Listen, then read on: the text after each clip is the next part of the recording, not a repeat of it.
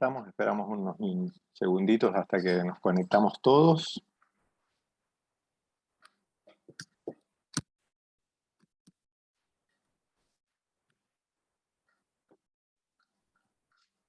Para contar con mi servicio.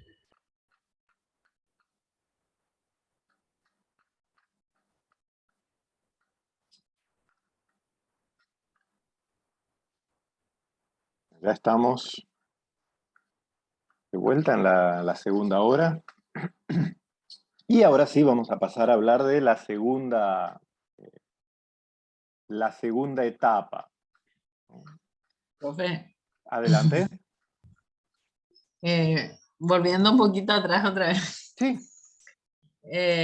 creo nomás que la iglesia en las diferentes congregaciones podrían también organizar programas que tengan en cuenta estas cosas que estuvimos viendo, ¿verdad? O sea, viendo lo clave que son estas cosas, tanto en la espiritualidad, por ejemplo, se puede trabajar con los padres que tienen niños pequeños, ¿verdad? Pero aún si no vienen los padres, podríamos tener programas que empiecen más temprano, llegando a la comunidad, ¿verdad? Con estas cosas importantes como la nutrición, ver de dónde sacar el fondo o algo como para fomentar una buena nutrición en la gente que está en la comunidad, ¿verdad? Los casos de las congregaciones que están en lugares de necesidad, de escasos recursos. Tenemos que ver la forma de involucrarnos en esas cosas también como para que después se pueda complementar entre todos. Así es. Con lo espiritual. ¿Conocen la historia o la fábula de la piedra de sopa? Nosotros normalmente pensamos enseguida hacer un plan, un departamento, fondos.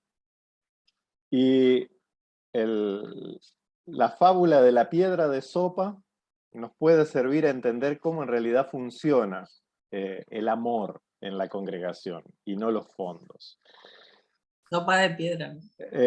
Sí, la piedra de hacer sopa en realidad, así se llama. Llega un hombre a un pueblo que estaba devastado por una hambruna. Todo el mundo se quejaba del hambre, de que no había nada para comer.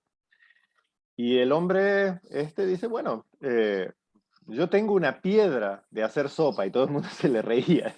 ¿Cómo va a hacer una sopa con una piedra, no? Este tipo está loco. Dice, yo se los puedo probar. Vamos a traer una cacerola bien grande, una olla grande, grande, grande, grande. La olla más grande que tengan en el pueblo traigan. Vamos a hacer una fogata. Y agua tiene que haber. No habrá comida, pero agua hay, ¿verdad? Y bueno, traen, dice, bueno, a ver qué hace con su piedrita. Y él tenía la piedrita en la mano. Y dice, bueno, para que la piedra funcione, alguien tiene por ahí una pizca de sal. Y ahí en el fondo uno dice, yo todavía tengo una pizquita de sal. Y ahí trae y echa sal en la olla de agua. Y a alguien no le quedará una cebolla, aunque sea una cebolla vieja, no tendrá por ahí. Y el que tenía una única cebolla trae su única cebolla. Y no será que queda ahí una zanahoria, aunque sea medio podrida, ¿no? Será así mi piedra funciona. Y traen un pedazo de zanahoria. Y sigue uno va trayendo un hueso, otro, una papa, media papa que le quedaba, el restito en el paquete de fideos. Y van echando todos en la olla. Y finalmente él echa la piedra, pero ya tenía todos los ingredientes. Un poquito cada uno hizo el milagro de que todo el pueblo comiera sopa aquel día. Estamos O sea, la mayoría de nuestras iglesias fue formada por misión. Llegaron los misioneros de los Estados Unidos a fines del siglo XIX y entre fines del siglo XIX y fines de la Segunda Guerra Mundial. Gloria a Dios por esos hombres y mujeres que salieron de su país para compartir el Evangelio con nuestros países. Pero también, junto con lo bueno del Evangelio, traían todos sus vicios. Y uno de ellos era el taylorismo, una forma de organización de empresas. Entonces nuestras iglesias fueron todas divididas en los famosos departamentos. Tenemos el departamento de jóvenes, el departamento de damas, el departamento de caballeros, el departamento de esto, la unión de esto. Y aunque esto funciona en las empresas, o funcionaba en las empresas de hace 100 años atrás, ha sido un veneno para la vida de la iglesia. La iglesia neotestamentaria es una familia, y en la familia hay jóvenes, hay viejos, hay hombres, hay mujeres, hay niños, hay los que te dan la piedra de sopa, y está la vieja Argel que mira a David porque lleva a su hijo que llora, y toda esa familia tiene sentido cuando está junta. Creo que nuestras iglesias cambiarán radicalmente cuando borremos radicalmente los departamentos. A ver, perdón a los hermanos de la convención, a los de las iglesias, a todos, pero es mi gran idea. He hecho experimentos con esto de borrar las actividades de departamento donde adolescentes están junto con los viejos, los niños están junto con las familias, y la iglesia cambia. No un milagro del cielo en la tierra, pero sí de vida compartida. Y eso es iglesia, vida compartida. Volviendo a los niños, entonces... Profe, solo para Sí, David. completar, perdón. Adelante. Pasé por una experiencia interesante. Yo estoy ahora en Pedro Juan Caballero. Mis suegros viven acá y él es pastor de la primera iglesia de Pedro Juan Caballero. Y bueno, su metodología es tal cual. No hay departamento, no hay ministerio. Es una célula, la iglesia y ya está. Tiene su culto domingo. Antes del culto, la escuela dominical, donde están todos juntos. Sí, quizás los niños se van ahí para, bueno, para escuchar, los bebés principalmente, pero los otros adolescentes, jóvenes, están todos juntos. Y justo el domingo pasado fue el aniversario de la iglesia y qué gusto daba para compartir así, la gente como una sola familia. Sí, nosotros, bueno, mi señora conoce a los hermanos aquí hace mucho, ¿verdad? Pero yo no tanto y me sentí en casa, como daba gusto. No esa división de que vos mencionabas bien así, los adolescentes de acá, los jóvenes ahí, los adultos de allá, los matrimonios, qué sé yo, ¿verdad? Eso que causa un poco de, es un poco raro para una persona que va de visita, por ejemplo. Se siente un poco perdido. Eso pude probar ese fin de semana. Qué bueno, gracias por compartir, porque realmente, repito, no, a veces cuando hago mis comentarios ácidos, se puede entender de que se rechaza, y no, todo lo contrario, que gloria a Dios y gracias a Dios por esos hermanos y hermanas que salieron, pero también llevaron o trajeron mucha estructura que no tiene nada que ver con la iglesia. ¿Sí? Una forma de administrar, y las formas de administrar no son santas, las formas de administrar no son eternas, las formas de administrar no son divinas. Creo que una vez, me estoy yendo un poco por las ramas, pero sirve para ilustrar especialmente el trabajo con niños. Creo que una vez les comenté, cuando yo pasé tantos años en Brasil, es imposible no mezclarse en un momento u otro con los hermanos de la Asamblea de Dios. Y en la facultad, en Brasilia,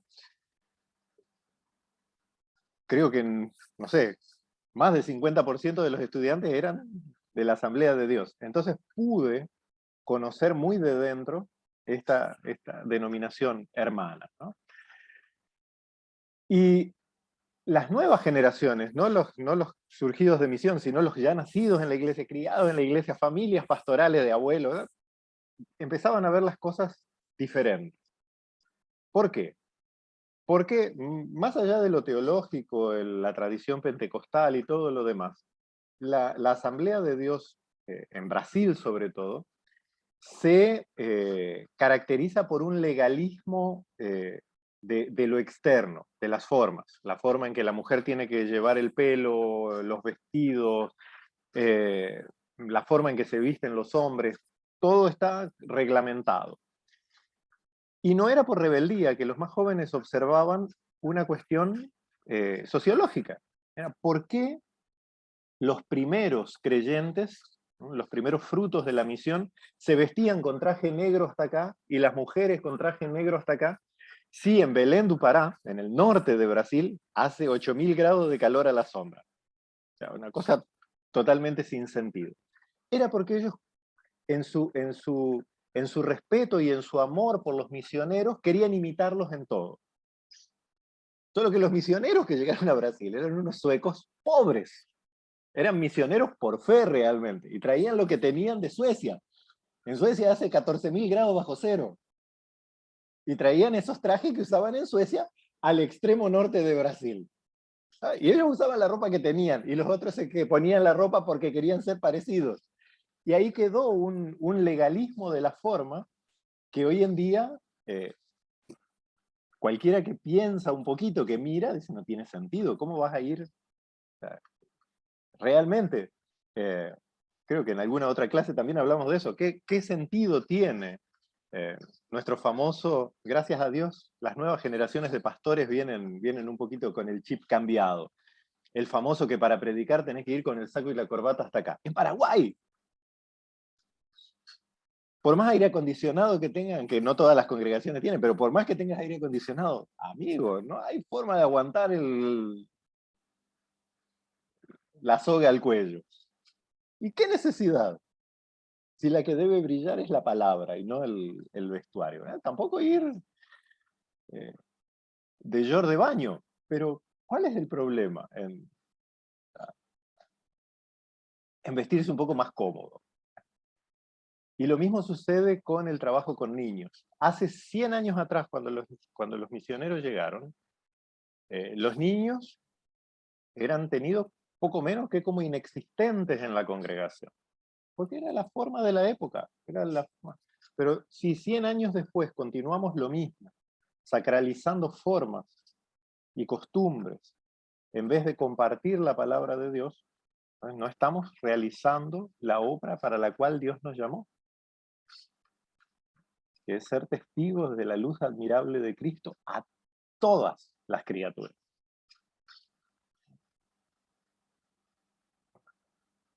Nota al margen. Volvemos. Pero nos olvidamos muchas veces de eso. Nuestra misión es compartir el Evangelio con lo que tenemos, donde estamos, y no repetir fórmulas. Mi profecía tremendista es que la iglesia, como la conocemos, se está deshaciendo. La iglesia institución. Porque la pandemia le dio el tiro de gracia a la iglesia cajita. Y nos demostró que no solo sobrevivimos, sino que salimos fortalecidos y con un testimonio mucho más puro. Lo que el mundo vio como una tragedia, en realidad, para las familias cristianas piadosas, fue una gran bendición. El cristianismo volvió a las casas, volvió a la familia, volvió al compartir, cuando ¿no? Ya hablamos en otras clases, inclusive testimonios de los propios pastores aquí, cuando el pastor, por toda esta locura, no podía llegar a los hermanos tuvieron que recurrir unos a otros. Y lo que parecía un gran desafío, en realidad, fue una demostración de que la iglesia está más allá de las paredes, que la iglesia está más allá de las estructuras, que la iglesia está más allá de los programas. Que la iglesia es una gran familia donde si aplicamos la filosofía de la piedra de sopa, crecemos, nos alimentamos, nos multiplicamos, salimos fortalecidos. No hay que tenerle miedo, hay que ir adelante, confiando en Dios.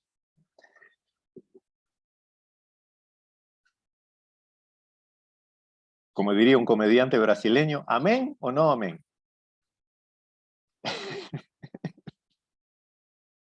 Amén. Amén. Aunque es medio, no sé traducir debochado, pero aunque es medio grosero, vale para los que tienen suficiente juego de cintura, vale la pena ver los videos del ahora apóstol. Antes era Bispo Arnaldo, ahora es apóstolo Arnaldo. Se burla de todo. Pero por debajo de eso hay el tipo es cristiano, pero por debajo de toda su pantomima hay un profundo testimonio de fe para los que saben leer por debajo, ¿no? Pero en fin, él siempre dice, ¿amén o no amén? Bueno, continuamos la siguiente edad, de los 3 a los 4 años. Ahora los niños ya tienen lo que hace al humano humano. Como diría el gran poeta de mi tierra, pues que de todos los bienes y en mi ignorancia lo infiero que le dio al hombre altanero su divina majestad, el primero es la palabra y el segundo la amistad. De los 3 a los 6 años se desarrolla la característica humana por excelencia, que es el lenguaje. Lo que hasta ese momento era balbuceo, ahora se transforma en palabra. Y con la palabra aparece un universo completamente nuevo. Lo que antes había que señalar, tocar, tener delante de la vista, ahora se puede nombrar sin siquiera estar presente. Para nosotros es tan natural hablar, decir cosas, que nos olvidamos la maravilla que es la palabra. Y tan maravillosa es que la palabra escrita trasciende tiempos, trasciende lugares, trasciende culturas. Y ahí nos damos cuenta de por qué Dios eligió fijar su revelación en palabra escrita. Para nosotros es tan cotidiano, tan usual que no paramos a pensar eso. La tremenda maravilla que es la palabra. Por la palabra nosotros somos partícipes del poder creador de Dios. Por la palabra nosotros ejercemos ese poder creador, no con el poder de Dios, obviamente, no por yo decir hágase la luz, se hace la luz. Menos si no pagué la ANDE, ahí estoy fundido. Pero puedo transmitir ese mismo poder que Dios compartió conmigo, ¿no? Con cada ser humano. Y este es el gran milagro de esta etapa. Por la palabra, los niños crean un mundo nuevo. Realmente crean un mundo nuevo. Ya hablamos en la clase pasada de la fantasía, las aparentes mentiras de los niños, que todo eso es un propio fruto del exceso creador que es la palabra. Pero bueno, en la primera etapa, de los 3 a los 4 años, todavía las características son esencialmente biológicas. El sistema nervioso termina su maduración, la parte sensorial, motriz, alcanza, digamos,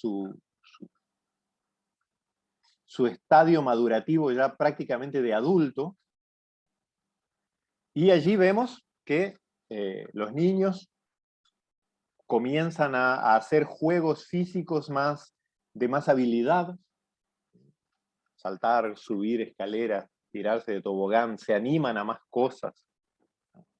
Hasta ese momento se atajaban para caminar, ya en la etapa de los 3, 4 años ya caminan sin ninguna diferencia con un adulto, excepto el tamaño de los pasos, ¿no? Pero ya su coordinación motriz, su manejo del cuerpo, ya es el de un ser crecido.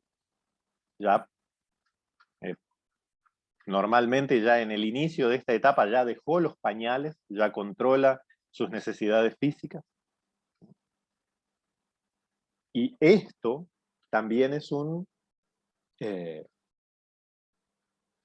una base para el principio de su libertad. O sea, no depende de tantos cuidados de mamá y papá, de esa vigilancia constante que antes había que tener. Entonces, el desarrollo ya prácticamente a nivel de adulto. Ya a partir de ahí solo va a crecer en tamaño y en, digamos, en uso, pero el sistema en sí, el sistema nervioso ya está desarrollado. Otra de las habilidades que tiene es el manejo de objetos. Para los evolucionistas, ahora en el sentido de la ciencia atea, todo el desarrollo humano se debe a una única parte de nuestro cuerpo, y no es el cerebro. Si alguno leyó muy interesante, sabe la respuesta. ¿Cuál es esa parte del cuerpo que no es el cerebro?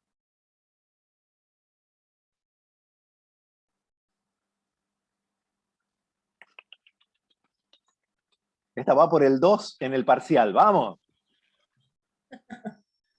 Carlos se asustó. Carlos se asustó, le tomó por sorpresa. Este va por el 2 en el parcial. La cara de miedo de Carlos. No, no es la célula, es una parte del cuerpo, no la formadora del cuerpo. Mabel ya perdió el 2. Muy bien, Vilmar, pero ese hay que hablar. La mano con pulgar. Según los evolucionistas ateos, todo el desarrollo humano, hasta el lenguaje y los cohetes espaciales, los satélites y el WhatsApp, todo se debe a que tenemos este dedo. Andás a ver de dónde sacaron eso, pero en fin. Lo cierto es que en esta edad... Porque todo depende de cuántos me gustas tenga. Ahora está todo dicho. Yo no había pensado en esa. Cierto, Mabel, cierto. Ya llegamos a la edad en que, a la época del mundo de que por fin sabemos lo que significaba el pulgar.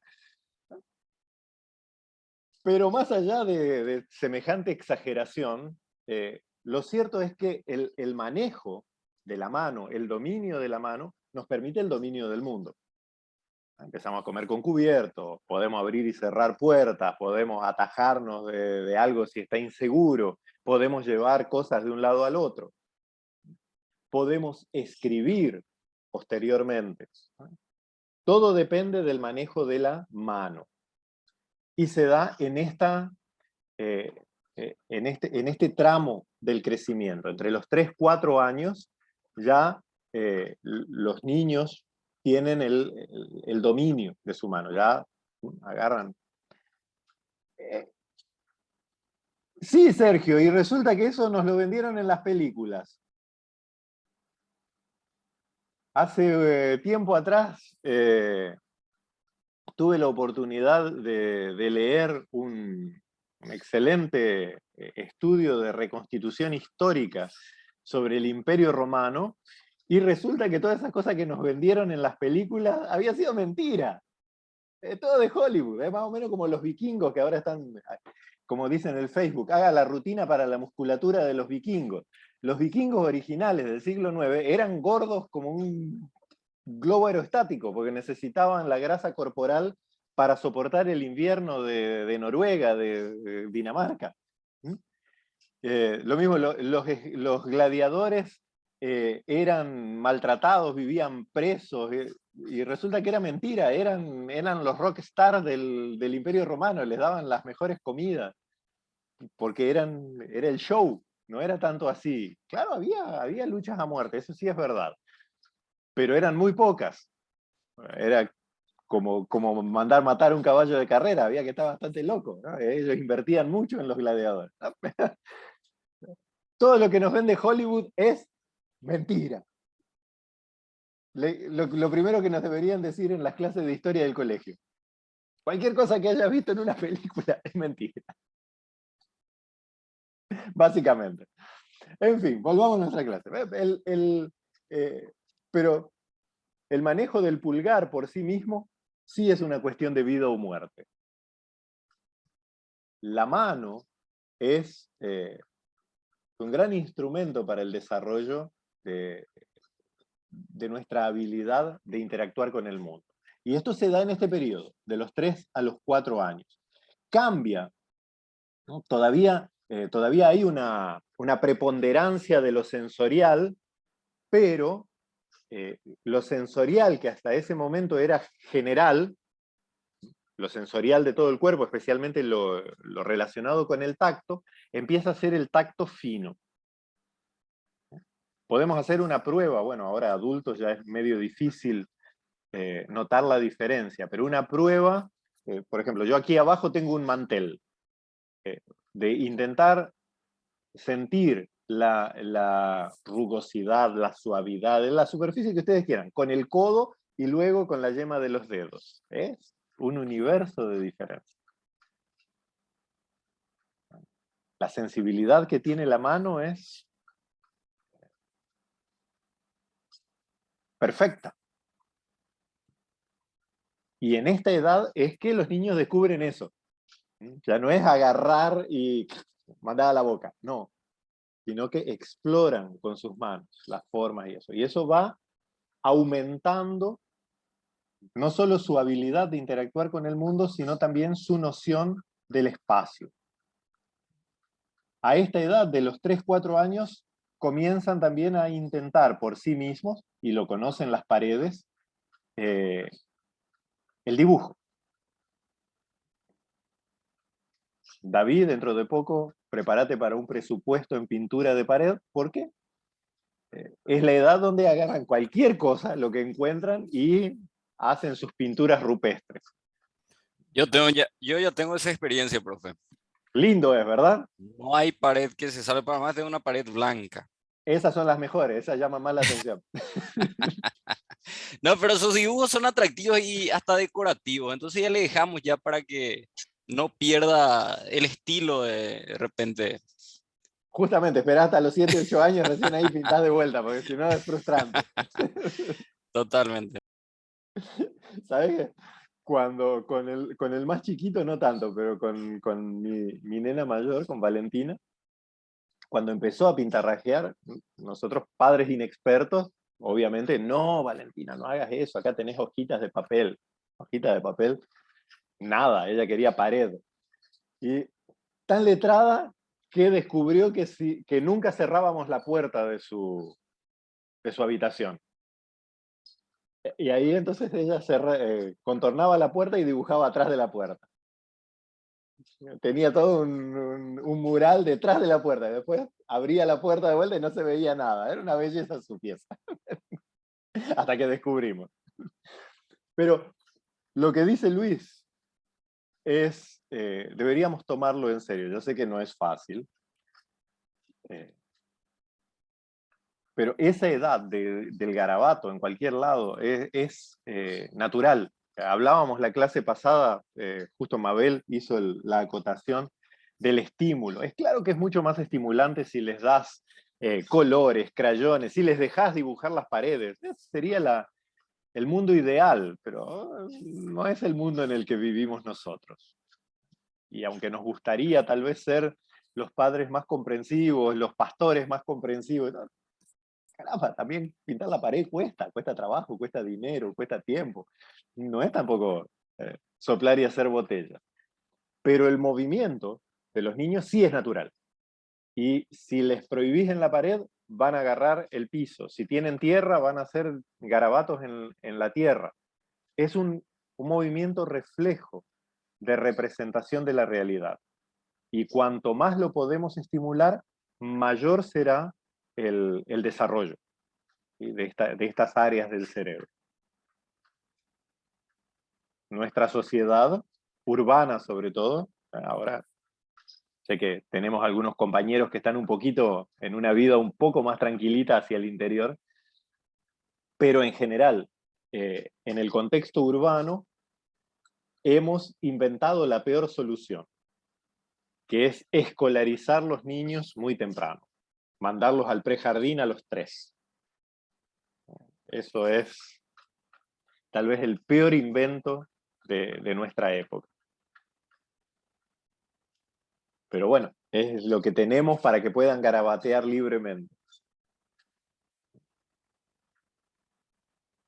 Hay otras áreas que se resienten con la escolarización muy temprana. La inteligencia emocional, que hoy se habla tanto, se resiente mucho con escolarizar a los niños muy temprano. Pero bueno, ya el futuro dirá en qué nos hemos metido. Pasada la edad de los 4 años, allí en lo que sería el ingreso al sistema escolar, 4 o 5 años, jardín y preescolar, este dominio de la mano se torna preponderante. ¿Qué es lo que hacen los niños de jardín y preescolar? Básicamente, ¿de qué se trata el jardín y preescolar? Yo sé que ustedes son jovencitos, así que recuerdan todavía su jardín y preescolar. Que además de las canciones, hola, hola, hola, ¿cómo estás? Yo muy bien, ¿tú qué tal? Ventanita, ventanita, ventanita del salón, dime, dime cómo está nuestro día hoy. Tengo todo el repertorio. Y me gusta. Además de las canciones y los juegos, lo escolar propiamente, ¿qué es lo que hacen en esa edad? Luis está en pleno proceso de eso. Desarrollan la motricidad, se les ayuda a jugar con la plastilina, a pintar sin salirse del cuadro, Motricidad a gruesa y fina. recortar. Recortar, Exactamente. exacto. Recortar. Y esto que mirado de adulto dice, se la pasan jugando. No, yo creo que las parvularias son las únicas maestras que realmente son maestras. Que me disculpen el resto de las docentes y colegas, pero tenés que tener una habilidad para trabajar con esos chiquititos que no existe docente de otro nivel que la tenga nunca jamás. Admiro las parvularias. No sé cómo hacen. Primero para entender. Segundo para aguantar. Con uno ya quiero salir corriendo. Imagínate con 20. Y tercero, para lograr ese desarrollo. Es muy importante ese desarrollo de la motricidad, sobre todo la motricidad fina. No salirse de las rayas, recortar por la línea. Que de adulto nos parece, caramba, está jugando. No, no está jugando. Está desarrollando una habilidad súper fundamental. Súper, súper, súper fundamental. Y otra de las notas al pie del profe Andrés.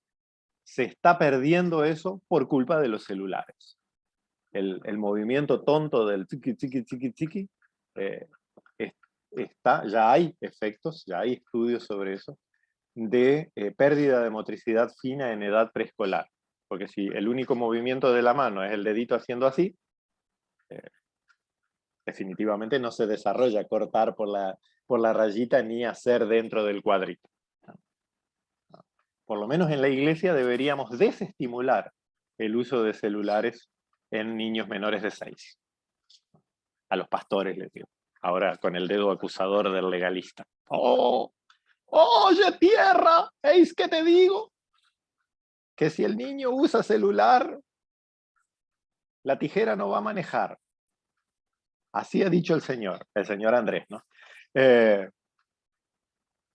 Pero ya hay estudios de que este manejo que no desarrolla la motricidad ya hace efectos. Y en esta edad los efectos son a corto plazo. Si no desarrollas en el periodo justo, no se desarrolla después.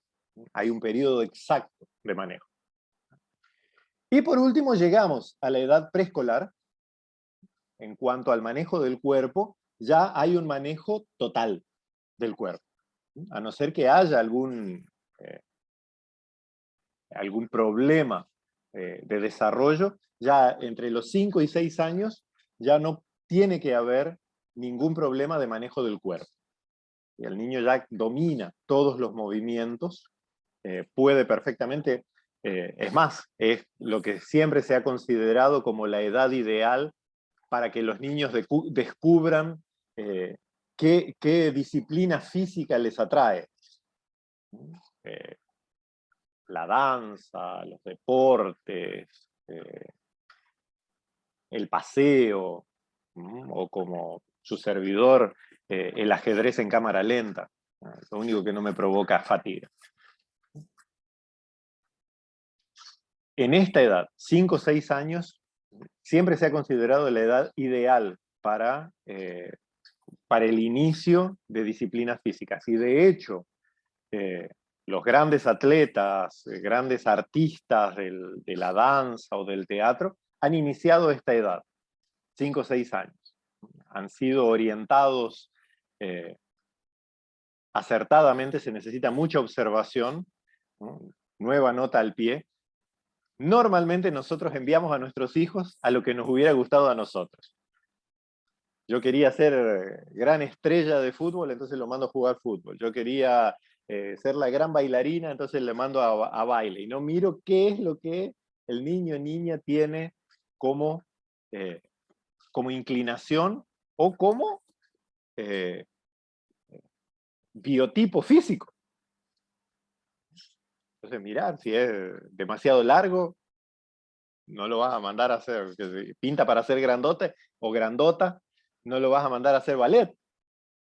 Donde a los 5 o 6 años está todo bien porque es livianito, pero cuando empiece a crecer, si le gusta, imagínate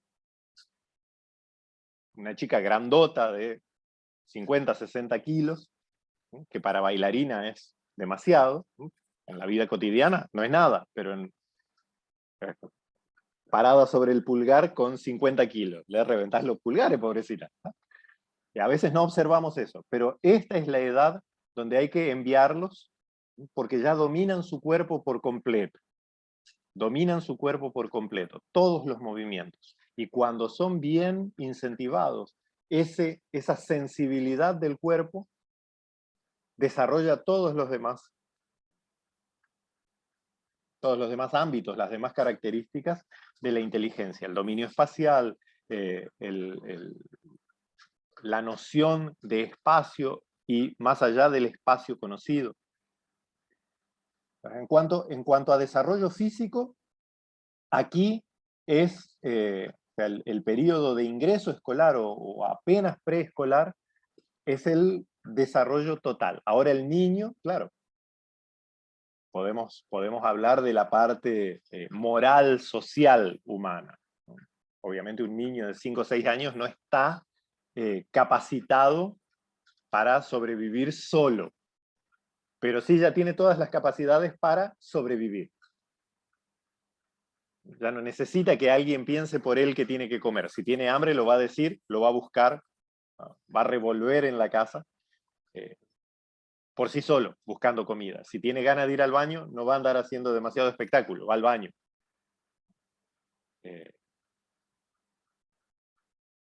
Los movimientos también tiene pleno control. Si se cae, se levanta. ¿No? Claro, a no ser que se lastime. Creo que se entiende, ¿no? Ya esta edad contiene todos los... Hola, hola, hola. Muy bien.